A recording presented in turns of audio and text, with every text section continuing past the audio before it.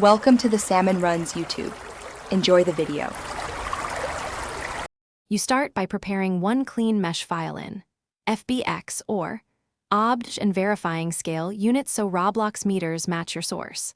Open Roblox Studio and create a mesh part, then import the file directly or drag it into the Explorer. Once done, set the mesh pivot and enable uniform scale to keep proportions consistent. This avoids runtime stretching. Make sure materials are grouped logically in your 3D tool, so textures map predictably when you assign them in Studio. Now refine how the mesh behaves in town. You adjust scale, rotation, and pivot to align with the grid and common camera angles. Next, set collision fidelity. Use simple boxes for many objects and precise collisions only when necessary to save CPU.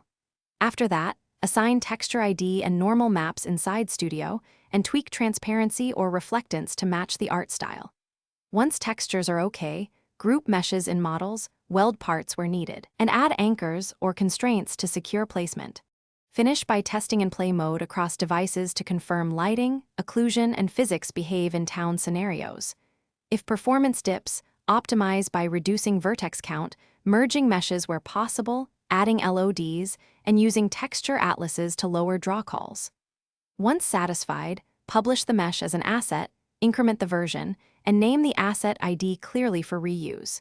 If objects clip or disappear, check collision fidelity and scale mismatches first. Re-import with corrected units and reassign pivots to resolve common issues quickly. Thanks for watching. Consider subscribing if we helped you.